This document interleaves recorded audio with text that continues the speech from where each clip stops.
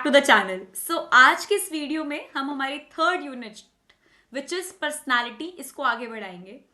तो आज की जो वीडियो है उसमें हम कवर करेंगे basically two topics which is locus of control and type A and type B personality. ठीक है, तो आपको कल हमने जो ये नेक्स्ट वीडियो थी इसमें हमने पर्सनालिटी की बात करी, इसके डिटर्मिनेंट्स एंड ऑल, जो कि आप पहले देख के आइए। अब बात करते हैं लोकस ऑफ कंट्रोल की। It is a personality that feature that sorry it is a personality feature that explains the degree to which person perceives themselves as accountable for events happening around them। देखो, आपको मैं ले man की language में समझाऊं। सो locus of control का simple सा मतलब है कि कोई भी सिचुएशन है, वेदर इट इज बैड और गुड, उसमें आप खुद को रिस्पॉन्सिबल समझते हो या किसी और को, that is locus of control. अगर आप खुद को समझ रहे हो रिस्पॉन्सिबल तो कौन सा लोकस ऑफ कंट्रोल पर्सनालिटी होगी, और अगर आप दूसरों को ब्लेम कर रहे हो फॉर एनी सिचुएशन, मैंने दोबारा आपको कह रही हूँ कि बेशक वो अच्छी हो गलत हो, तो फिर आप कौन से पर्सनालिटी के अंदर आएंगे। That is all about locus of control, means the accountability. ये आप किसको उस चीज के लिए अकाउंटेबल समझ रहे हैं। ठीक है, तो अब आप देखिए इसमें दो पार्ट्स हैं main. First one is internal locus of control and second one is external locus of control. Now see, internal locus of control में क्या है, people think that they can manage the situation by themselves। यहाँ पे क्या सोचते हैं कि कोई भी सिचुएशन हो उसको हम खुद मैनेज कर लेंगे। इंडिपेंडेंट वाली जो फीलिंग है वो यहाँ पे कि हम सेल्फ सफिशिएंट है, we can do that we can manage.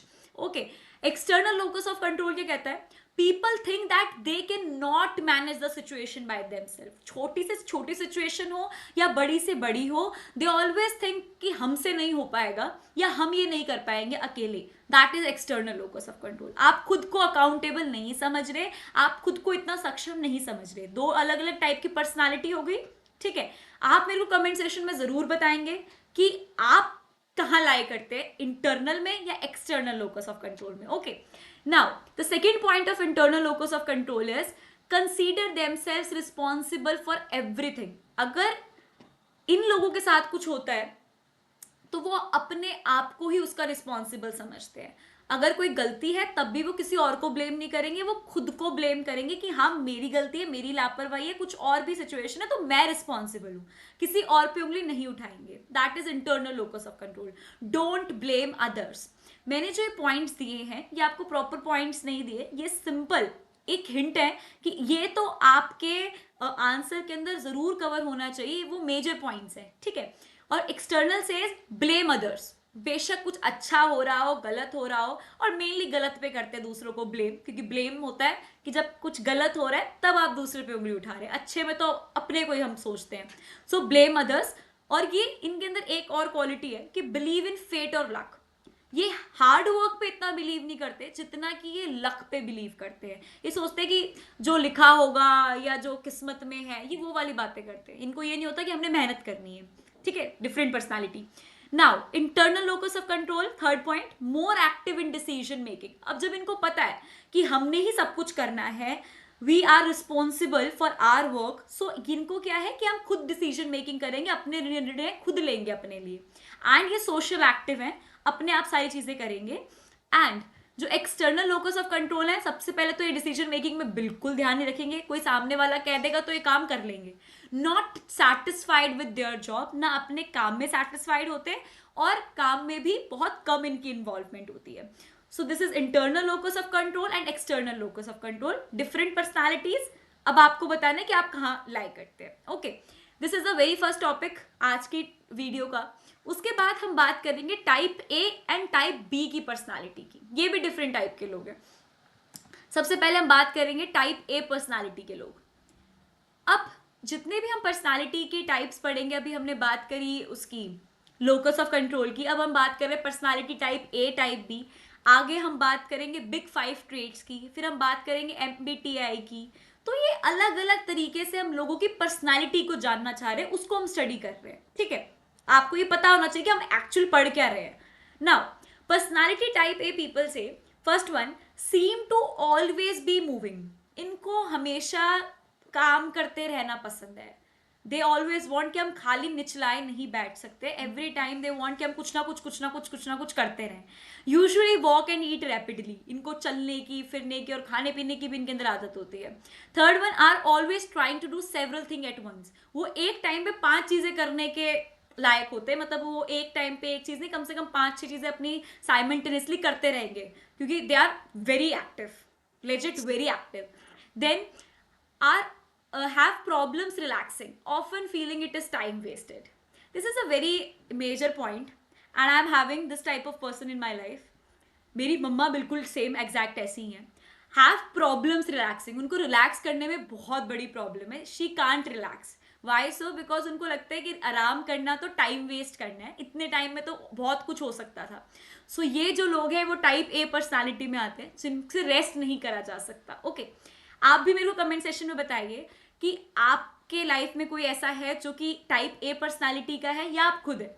Okay, now are often obsessed with numbers and with trying to acquire things. इनके अंदर जो गोल अचीव करने की बहुत ही ज्यादा बीमारी होती है कि हमने ये काम करना है तो हमने करना है, फिर तो वो करके ही रहना है, ठीक है. और ज्यादातर नंबर्स में भी ऑब्सेस्ड है कि हम देखें कि आज के दिन में कितना काम एंड ऑल. तो ये वो वाले लोग हैं. तो ये कुछ मैंने यहाँ पे पॉइंट्स लिखे हैं जिस तरीके से आप इनको लर्न कर सकते हैं. टाइप ए पर्सनालिटी लोग को, ये कॉम्पिटिटिव होते हैं, कॉम्पिटिशन की भावना. इम्पेशेंट होते हैं बिकॉज बहुत एक्टिव होते हैं, बहुत कुछ करने की इनके अंदर आशा जिज्ञासा रहती है. वर्क ऑब्सेस्ड, काम ही प्रधान है इनके लिए. Achievement oriented, they want to achieve their goals, कोई भी सिचुएशन क्यों ना हो. अग्रेसिव, गुस्से वाले होते हैं क्योंकि ये काम कर रहे होते हैं, गुस्सा भी उनको आता है जो सुबह से मेहनत कर रहे होते हैं, राइट. देन स्ट्रेस्ड, हमेशा टेंशन में रहते हैं क्योंकि इनको अपने काम की टेंशन रहती है. सो ये टाइप ए पर्सनालिटी के लोग हैं. नाउ टाइप बी पर्सनालिटी की बात करते हैं. Never suffer from a sense of time urgency with its accompanying impatience. इनको कभी टेंशन होती नहीं, मैं अगर आपको साफ सीधी भाषा में बताऊं ना, कभी इनको ऐसा लगता है कि टाइम निकल रहा है, मैं ये काम कर लूं वो कर लूं. रिलैक्स हो जाएगा. ये टाइप बी पर्सनालिटी है. Feel no need to display और डिस्कस ईदर देयर अचीवमेंट और accomplishments unless such exposure is demanded by the situation. ये बहुत अच्छा ट्रेट मैं इसको मानती हूँ. इसका मतलब क्या है कि कभी भी कोई भी ऐसी सिचुएशन हो जहां पे बहुत जरूरी ना हो अपनी गुणगान करने का, तब तक ये नहीं करते. एक होता है ना, किसी ने पूछ लिया कि आपने क्या अचीव करा है तो ये बता देंगे. अपने आप से इनको अपनी तारीफ करना, मुंह मियां मिट्ठू बनना इनको नहीं आता. That is type B personality का अच्छा वाला पॉइंट. कुछ पॉइंट्स यहाँ पे लिखे हुए. नेवर इन हरी, कभी जल्दीबाजी में नहीं होते. अगर कोई गेम खेल भी रहे हैं या कोई सिचुएशन है भी, तो उसमें इनके अंदर कॉम्पिटिटिव वाली फीलिंग नहीं होती कि मेरे को उसको हरा के जीतना है. ये फीलिंग नहीं होगी. इनके अंदर क्या होगा कि हम मजे के लिए अपना काम कर रहे हैं, अपने फन के लिए. पेशेंट होते हैं. रिलैक्स विदाउट गिल्ट, और अगर ये रिलैक्स भी कर रहे हैं, इन्होंने 3 घंटे मूवी भी देख ली, तभी भी ये बढ़िया रिलैक्स है, इनको कोई गिल्ट नहीं है कि मैंने अपने 3 घंटे वेस्ट कर दिए, लाइक टाइप ए की तरह. And they are chill, they are very relax. This is type B personality. Okay, so with this we have covered locus of control, type A and type personality. इसको हमने अच्छे से कर लिया है. सो आप भी जल्दी से इस पार्ट को कंप्लीट कर दीजिए, फिर आगे हम नेक्स्ट पर्सनालिटीज के बारे में पढ़ेंगे. Thank you so much for watching the video. अगर वीडियो पसंद आई हो तो चैनल को सब्सक्राइब करें, ज्यादा से ज्यादा शेयर करें, वीडियो को लाइक करें और कमेंट करना तो बिल्कुल भी ना भूलें.